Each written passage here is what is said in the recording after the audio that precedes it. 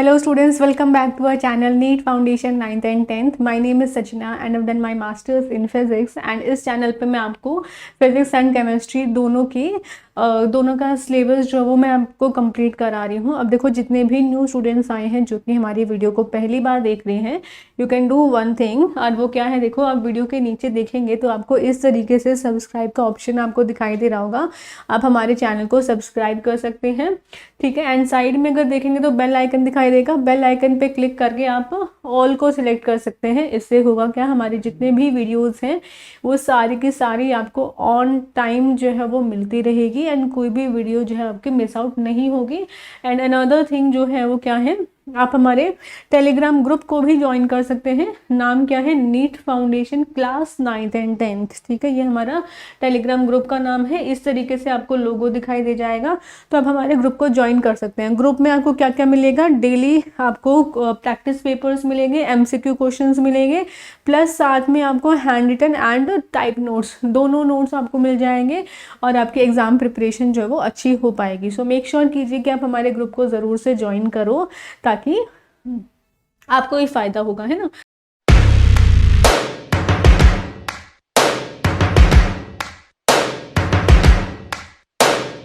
तो यहाँ से देखो ज्वाइन करने के लिए आप हमारा नीट आप डिस्क्रिप्शन बॉक्स में भी चेक कर सकते हैं, वहाँ पे आपको लिंक मिल जाएगा, तो उसके थ्रू भी आप ज्वाइन कर सकते हैं।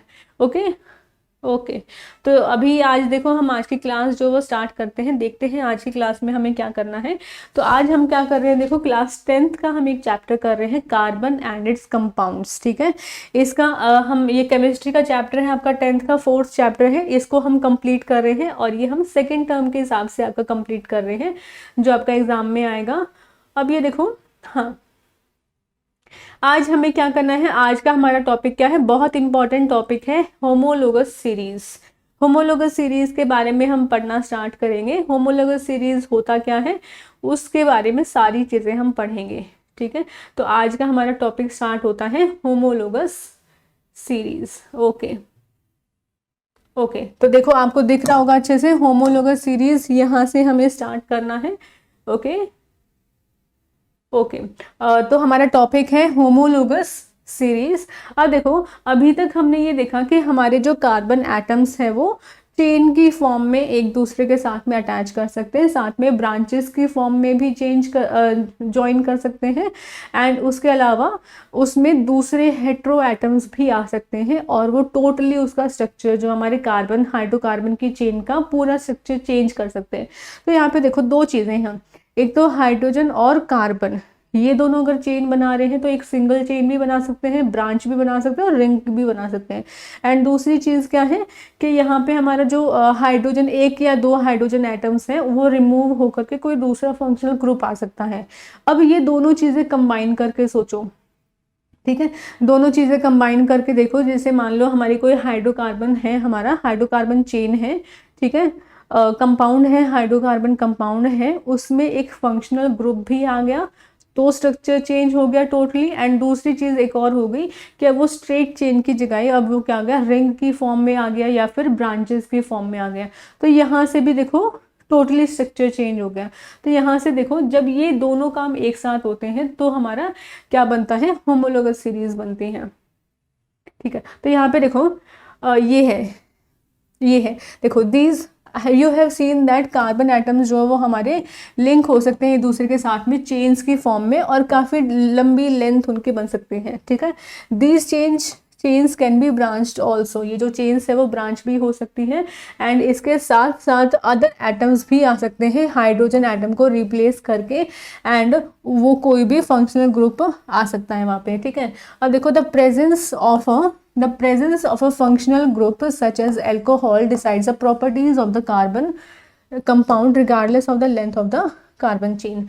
अब जैसे मान लो कोई फंक्शनल ग्रुप जो आया है वो अल्कोहल का फंक्शनल ग्रुप आ गया, तो अल्कोहल जो फंक्शनल ग्रुप आया है वो डिसाइड करेगा कि हमारे कार्बन कंपाउंड की प्रॉपर्टीज़ कैसी होगी, ठीक है। तो ये जो OH है, जो फंक्शनल ग्रुप है अल्कोहल का, ये डिसाइड कर रहा है कि उसकी प्रॉपर्टीज़ कैसी होगी। जो बाकी का स्ट्रक्चर है वो रिगार्डलेस हो गया, यानी कि यहाँ पे मेन रोल कौन प्ले कर रहा है, OH अल्कोहल, ठीक है। फॉर एग्जाम्पल देखो यहाँ पे एग्जाम्पल देखो, यहाँ पे CH3OH, C2H5OH and CH3 C3H7OH, सबके लास्ट में अगर ध्यान से देख रहे हो तो सबके लास्ट में क्या है, OH है, ठीक है, यानी कि सब क्या है, अल्कोहल से, अल्कोहल सीरीज में बिलोंग करते हैं।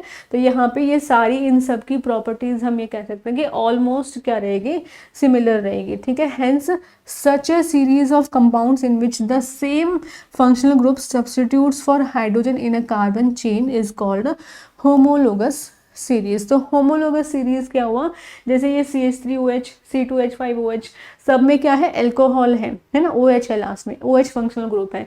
तो ये सारे क्या हो गए, ये सारे मिलकर के एक सीरीज बना रहे हैं अल्कोहल की, उसको हम क्या बोलेंगे, होमोलोगस सीरीज, ठीक है। तो होमोलोगस सीरीज वो है कि एक हाइड्रोजन को रिमूव करके जो दूसरा फंक्शनल ग्रुप आया है, अगर सेम फंक्शनल ग्रुप आ रहा है, काफ़ी सारी चेन्स बनती जाएंगे, काफ़ी सारे कंपाउंड्स बनेंगे हमारे, तो वो सारे हमारे क्या है, होमोलोगस सीरीज जो है वो बना रही है। जैसे फॉर एग्जांपल देखते हैं answer, let us example look at the homologous series that we saw earlier in table 4.2। एक होमोलोगस सीरीज का एग्जांपल ले लेते हैं, ठीक है। If we look at the formula of successive compounds से, अब देखो 4.2 टेबल देख लेते हैं एक बार, कहाँ पे आपका ये रहा, है ना, ये रहा आपका 4.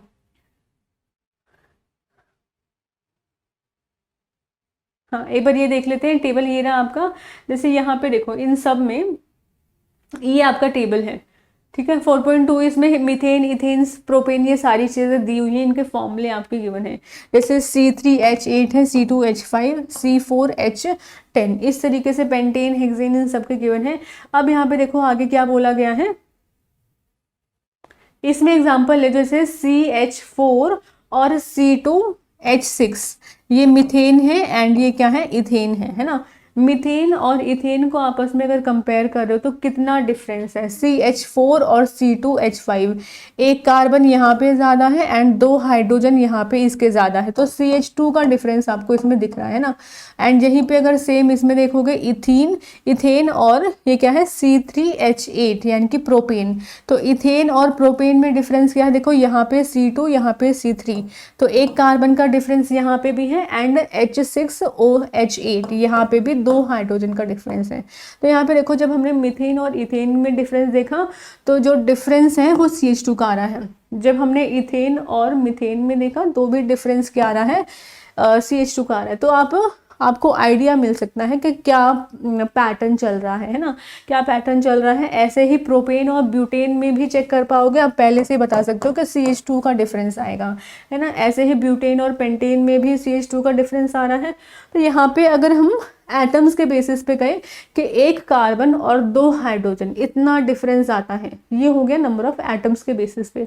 अब इसी को आप क्या कह सकते हो, मास के फॉर्म में भी कह सकते हो, मॉलिक्यूलर मास में। जैसे मीथेन से इथेन में जाएंगे तो कितना मॉलिक्यूलर मास का डिफरेंस आएगा, इथेन से प्रोपेन में जाएंगे, प्रोपेन से ब्यूटेन, ब्यूटेन से पेंटेन, इस तरीके से आगे हम मूव करेंगे तो कितना मॉलिक्यूलर मास का डिफरेंस आता जाएगा, ये आप निकाल सकते हो। कैसे निकाल सकते हो, कितना डिफरेंस आएगा, जितना मास CH2 का होगा तो मास निकाल सकते हैं। देखो यहाँ पे CH2, कैसे मास निकालेंगे, the atomic mass of carbon is 12, तो 12 CH2 का मॉलिक्यूलर मास कितना हो जाएगा, देखो 12 plus atomic mass of hydrogen कितना होता है, 1 यूनिट होता है ना। तो यहाँ पे 2 हाइड्रोजन से तो 2 × 1 कर देंगे तो 12 + 2 आ जाएगा, यानी कि 14 यूनिट्स का मॉलिक्यूलर मास का डिफरेंस रहेगा। यानी कि यहाँ से हमें क्या पता लगा कि मीथेन और इथेन में जो मॉलिक्यूलर मास का डिफरेंस है वो कितना है, 14 यूनिट्स का। ऐसे ही इथेन और प्रोपेन में कितना होगा, 14 यूनिट्स का डिफरेंस होगा, बढ़ता जाएगा, है ना।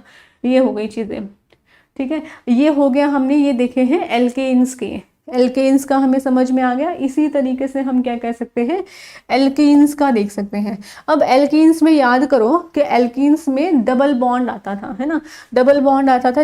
जैसे एल्कीन्स हैं, एल्कीन्स जैसे मान लो ये है। अब देखो जो डबल बॉन्ड बनेगा वो किसके बीच में बनेगा, कार्बन्स के बीच में, कार्बन एटम्स के बीच में डबल बॉन्ड बनेगा। अब देखो अगर कार्बन्स के बीच में डबल बॉन्ड हो रहा है तो कम से कम 2 कार्बन एटम्स तो होने ही चाहिए। तो यहाँ पे देखो जब हम एल्कीन्स देख रहे हैं, जैसे यहाँ पे एल्कीन्स हमने देखा था 1 कार्बन एटम का मीथेन बनता था, लेकिन यहाँ पे हमारे जब एल्कीन्स हम देखेंगे तो कम से कम 2 हमारे कार्बन एटम्स होने चाहिए, और जब 2 कार्बन एटम्स होने चाहिए तो पहला हमारा मेंबर कौन सा होगा इस सीरीज का, वो कौन सा होगा, इथीन। यानी कि ये ध्यान में रखना, मिथीन जैसी कोई चीज़ नहीं होती है, मिथीन कोई चीज़ नहीं होगी, बिकॉज कम से कम 2 एटम्स हमें चाहिए डबल बॉन्ड बनाने के लिए। ठीक है, इतना अच्छे समझ में आया। अब what is the formula for ethene? Ethene का फॉर्मूला आपको याद होगा, कितना होगा? अब देखो, the succeeding members have the formula C3H6, C4H8, C5H10। एक बार पैटर्न चेक कर सकते हो, जितने कार्बन एटम्स हैं उसके डबल हमारे क्या है, हाइड्रोजन्स हैं। यहाँ पे जितने कार्बन है उसके डबल हाइड्रोजन। तो जो एल्कीन सीरीज है, एल्कीन्स की जो सीरीज है उसमें एक पैटर्न समझ सकते हो। अब इथीन का अगर फॉर्मूला देखोगे तो इथीन का फॉर्मूला क्या होता है, C2H4। ये इथीन का डबल है इसमें भी। तो एल्कीन्स का एक फॉर्मूला भी आप बना सकते हो आप अपना, कि जितने कार्बन एटम्स हैं उसका डबल क्या होगा, हमारा हाइड्रोजन एटम्स होगा। तो कितने भी एल्कीन्स आप बना सकते हो इस फॉर्मूले को यूज़ करके। जैसे अगर आपसे कोई पूछा जाए, आपसे पूछे कोई कि अगर एल्कीन्स में 6 कार्बन्स हैं तो कितने हाइड्रोजन्स होने चाहिए, तो आप डबल करके डायरेक्टली बता सकते हो कि 12 हाइड्रोजन्स होंगे। ऐसे ही किसी का भी पूछ सकते हैं, तो इस फॉर्मूले से आप फॉर्मूला निकाल सकते हो किसी भी चीज़ का, किसी भी एल्कीन का। ठीक है, तो ये हो गया आपका फॉर्मूला फॉर एल्कीन्स। ऐसे ही अब एल्कीन्स का फॉर्मूला आ गया तो एल्केन्स का फॉर्मूला भी निकल सकता है। देखो एल्केन्स का, जैसे देखो CH4 था, CH4 था और क्या था, C2H6। पैटर्न समझ सकते हो, जैसे यहाँ पे देखो जो जितने नंबर ऑफ कार्बन्स है उसका डबल करके +2 कर दो। ठीक है, समझ में आया? जितने नंबर ऑफ कार्बन्स हैं उसका डबल करो और फिर +2 करके हाइड्रोजन के एटम्स मिल जाएंगे। तो एल्केन्स का फॉर्मूला क्या है, CN, जितने कार्बन एटम्स हैं हाइड्रोजन उनके डबल में +2 ऐड हो जाएंगे। ठीक है, ये हो गया एल्केन्स का फॉर्मूला। तो फॉर्मूले को डायरेक्टली यूज़ करके आप बता सकते हो कि किस में कितने कितने कार्बन के साथ में कितने हाइड्रोजन अटैच होने हैं इन एल्केन्स। ऐसे ही एल्कीन्स का हमने देख ही लिया कितना है, एल्कीन्स का कितना है, CNH डबल, है ना। ऐसे ही एल्काइंस का भी आप बता सकते हो, और एल्काइंस का जब बताओगे तो क्या बनेगा फॉर्मूला, CN, जितने कार्बन एटम्स हैं उसका डबल करो पहले H2N और फिर माइनस कर देना आपकी बार -2। ठीक है, तो ये ध्यान में रखना, ये एल्केन्स का एल्कीन्स एंड एल्काइंस, इन तीनों का फॉर्मूला यूज़ कर सकते हैं। अब देखो, जैसे जैसे मॉलिक्यूलर मास इंक्रीज करता है किसी भी होमोलोगस सीरीज में, वैसे वैसे फिजिकल प्रॉपर्टीज में ग्रेडेशन आ जाता है, थोड़े से इंक्रीज हो जाते हैं उनकी फिजिकल प्रॉपर्टीज। ठीक है, this is because the melting and boiling point. अब देखो ये ग्रेडेशन क्यों आता है, बिकॉज जो मेल्टिंग एंड बॉइलिंग पॉइंट्स होते हैं वो इंक्रीज करते हैं मॉलिक्यूलर मास के साथ में, यानी कि जितना ज़्यादा मॉलिक्यूलर मास होगा उतना ही ज़्यादा उसका मेल्टिंग और बॉइलिंग पॉइंट होता जाएगा। ठीक है, एंड इसके अलावा भी जो दूसरी प्रॉपर्टीज़ हैं जैसे कि सॉल्युबिलिटी हो गई, ठीक है, उसमें भी सिमिलरली इसी तरीके से ग्रेडेशन जो है वो देखा जाता है।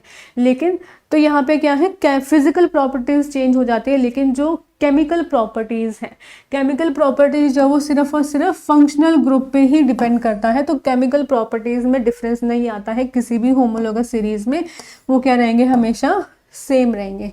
तो इतना समझ में आया, होमोलोगस सीरीज हमारी कंप्लीट हो गई है।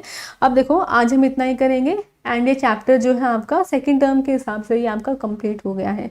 ठीक है, okay students, bye and take care.